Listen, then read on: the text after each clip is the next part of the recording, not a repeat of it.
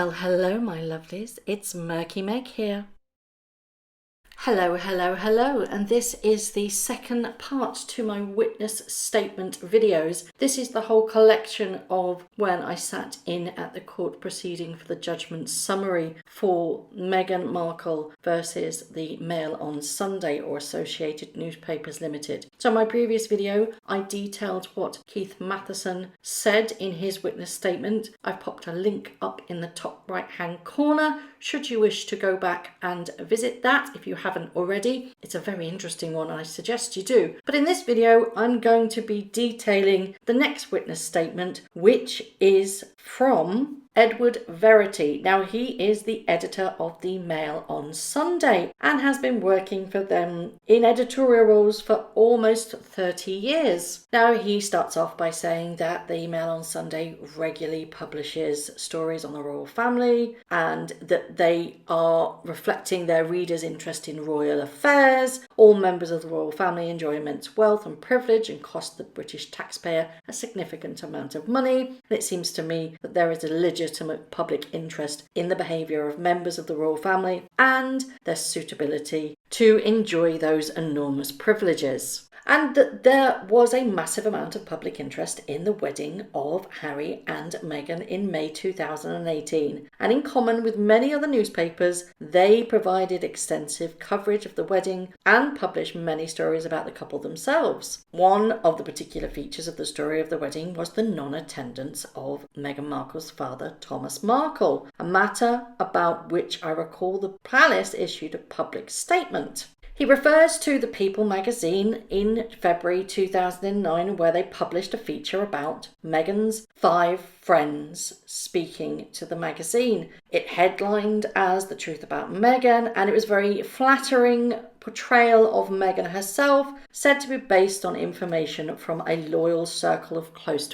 friends. In fact, People magazine highlighted the reference to the fact that those friends had even visited Meghan in England, although it wasn't clear if they did so separately or together. And we all know that People magazine's article surrounded itself on how wonderful she was, how amazing she was, and touched, if not briefly, the claimant said, was on this letter. Now, the witness statement says that the magazine article was a major news event and that it was reported in the news media all over the world. And it was major news that the Duchess of Sussex, i.e. Meghan Markle, a member of the royal family, had, as it appeared, used close friends and confidants to promote a highly flattering image of herself in an American media outlet, and those friends had given information of quite a personal nature about Meghan herself and the letter to Thomas Markle. The witness statement touches on the fact that their Los Angeles-based reporter got in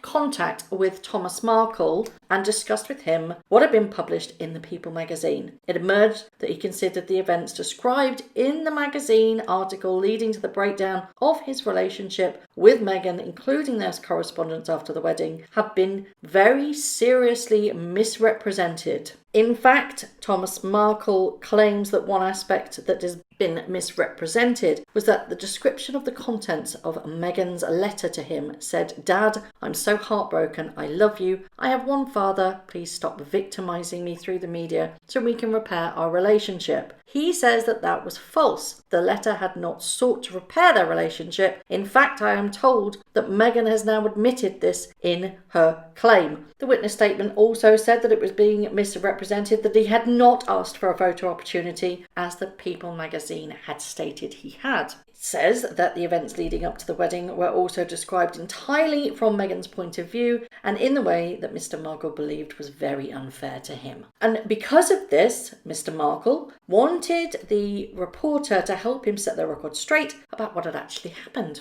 Having decided to publish this story, says Edward Verity, it was very clear in my own mind that it was absolutely vital to quote the letter from Meghan herself. It was clear that the People article had set out an inaccurate description of the contents of the letter. The summary of the message of the letter was set out in very misleading about the tone of the contents. and Mr. Verity felt that giving readers extracts in print for them to read for themselves was a much fairer representation than trying to summarise its contents to them. It was very clear in the witness statement, and it was said that Mr. Verity decided that Thomas Markle should have sign-off on how much and what was also included in the article. It was a story he wanted to tell, and we wanted to make sure he was happy with it. Also, they wanted to make sure that it was right, and it confirmed in the witness statement that Tom approved the extracts that had been chosen. And we get to the most juiciest bit of the witness statement. Mr. Verity confirms that he had recently had a meeting with a senior member of the royal household, i.e. the source. The meeting took place in person less than 3 months ago. Now, this statement was signed off on the 4th of December, so that would have been in the early month of September. The source had direct knowledge of the matters they told me about and which are set out below. I have absolutely no reason to think the source was being anything other than completely truthful. They were fully aware of the matters in dispute of the proceedings and how important they are to me and the company that I work for. This was not gossip or tittle-tattle. This was what I considered to be high-grade information from a serious individual in a position of authority and responsibility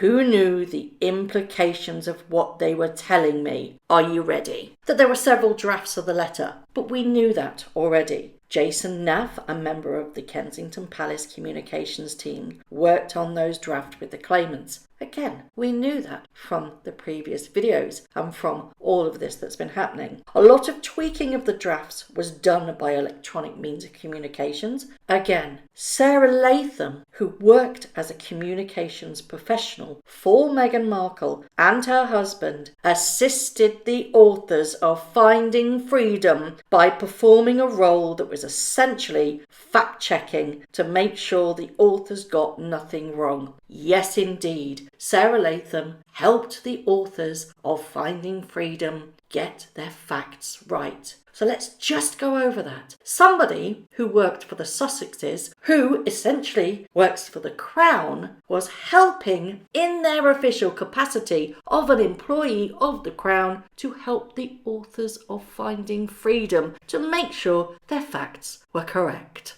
How on earth is that allowed, and why aren't they going to trial? Bring in Sarah Latham to the courtroom, I say. Which begs to ask the question that Meghan must have said it's okay for her to fact-check for Finding Freedom, i.e. for Omid Scooby and Carolyn Durant. What on earth were they thinking? But it gets better. They confirm in their statement, Mr. Verity said that a woman called Kayleigh at Sunshine Sachs, we all know who they are, don't we, everybody, was responsible for making calls to open doors to the authors of Finding Freedom. That's right, the company, the big PR hitters that Meghan and Harry are working with, which are paid for or were paid for by Sussex Royal at the time, were opening doors to make sure that the authors had all the people that they needed to speak to write their book. So we have Sarah Latham that is fact-finding and checking for the authors, and we have Kayleigh from Sunshine Sachs that's opening all those doors to help Omid and Carolyn to speak to all those people. How is that not cooperating with the authors? You're not doing it directly, but your people are, your employees are, so therefore you as the head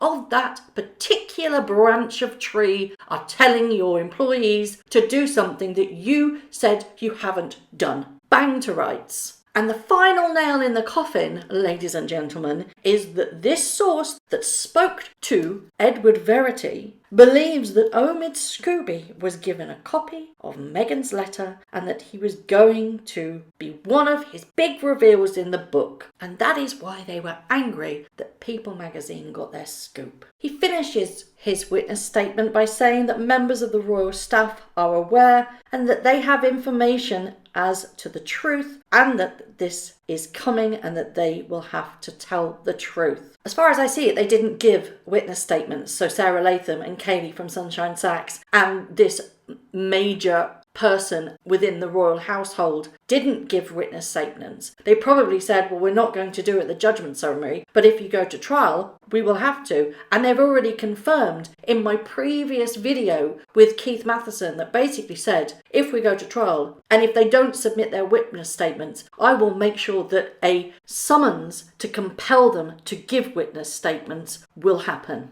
So there you have it. Mind-blowing, isn't it? The fact that they believe that Sarah Latham fact-finded for the authors of Finding Freedom, Kayleigh from Sunshine Sachs opened the doors, and that they believe that Omid and Carolyn had a copy of that letter. So much for protecting your own privacy, hey? Thomas Markle has also done a witness statement, and much of what he said has already been spoken about, that he was deeply saddened and he didn't want to be misrepresented, which is why when the Mail on Sunday's LA reporter approached him, he agreed that he would work with them and show them the letter, and ultimately agree that extracts of the letter could be published. He confirmed that the Mail on Sunday respected my wish to publish extracts of the letter, and it was telling my story, and it was up to me to say which part of the letter needed to be published for me to tell the story. I was therefore shown all extracts, and I approved publication of those extracts. I could have said no if they had wanted to publish parts of the letter, which I didn't want published. The choice was mine. I did not want the whole letter to be published. The reason for that was because I thought that the letter as a whole made Meg look terrible. I do not want to attack or hurt her. I just want to defend myself by countering the impression given of me and the letters between Meg and me by the People article, and I didn't think it was necessary to publish the whole letter to do that, but it was necessary to publish the extracts that were published. So, there we have it, ladies and gentlemen. That was the witness statement from Edward Verity, and as you can probably agree, it blew my mind, and I hope it's blown your mind too. There is so much at stake here. I don't know what is going to happen. I don't know what's going to happen at the judgment hearing decision. Do you think that this should go to trial? I think anybody that's on our side would say trial, trial, trial, trial. Of course, we want to know the juicy gossips, don't we? But ultimately, if the Mail on Sunday have information and have evidence that both Kayleigh from Sunshine Sachs, Sarah Latham were all working on behalf of the authors. And also, you've got to ask the question, were they working on that at the time that Harry and Meghan were employed by the firm? If that's the case, they were in receipt of the sovereign grant, which is paid for by the British taxpayer. Did we pay for the authors to be helped? Come on, that's just not right, is it? It's a downright lie to say that she didn't cooperate. She may not have done it directly, but she got her people to do so that were being paid by us. It's just also shocking, isn't it? So, if this goes to trial, the Palace Four will be brought into trial, or they will be giving witness statements. There isn't a doubt about that. The Mail on Sunday will try and claw everything they can to bring people in, to discredit what is being said against them, and to prove their point that in fact Meghan, who says that she is so secure with her privacy, isn't that secure at all, and that she just wants every possible opportunity to make sure the narrative is that she is the angel in all this, that she doesn't have a negative bone in her body, and she is the one that wants to protect everybody. And that's not the case at all, because it seems that if these facts are true, and they really, I'm inclined to say that, again, I've said this before, you can't perjure yourself on a witness statement. We need to hear from these people to see exactly what happened. And I really do hope that Justice Warby brings a trial and says, no, we're not having a judgment summary, we're going to trial. Because all the skeletons will come out of the closet in spectacular style. So I would love to know your thoughts on all of this, but particularly this video today. What are you thinking? Has it surprised you? Has it confirmed everything you thought about it? Is it vindication that yes, somebody somewhere is finally talking about it? What do you think the public reaction would be if they found out that people that are paid for essentially by the taxpayer were providing a service to the authors of Finding Freedom that made Meghan and Harry look like absolute angels? Well, it didn't really, did it? It just made them look like spoiled brats, to be perfectly honest. Me, aren't we great? So I would love to know your thoughts on all of this, so please leave a comment below. Thank you very much for watching. If you haven't already, please subscribe to my YouTube channel, hit the notification bell and also that like button. I'd like to take this opportunity to thank all of my followers for all the tips and all the emails, DMs that everybody sends to me. It really is greatly appreciated. So thank you very much for watching once again.